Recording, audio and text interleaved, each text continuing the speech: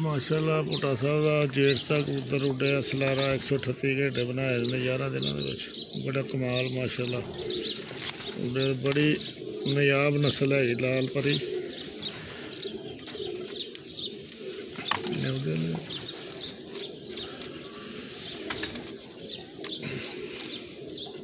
पर पुराने ने झाड़े भी नहीं मेरे जेठ के पर माशाअल्लाह बहुत ही उतने मारे कमरे ना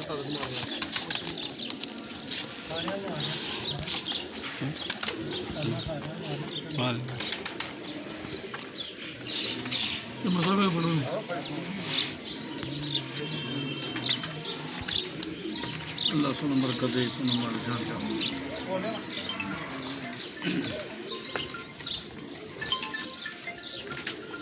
करने दे लिया बहुत सारे तीर गोल का भी थोड़ा शौक रहा माशाल्लाह बहुत सारे तीर गोल कबूतर ने इन्होंने अख का जरा नज़ारा कराओ माशाल्लाह इतने बहुत परवाह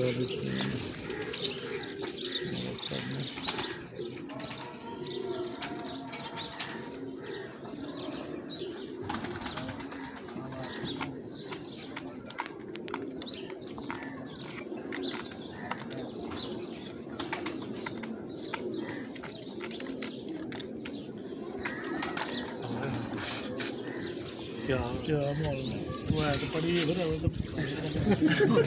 पीछे तो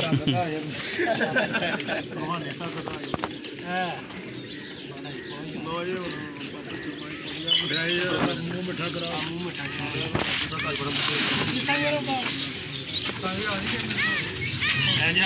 कामरा कम साहब साढ़े बड़े प्यार वाले ने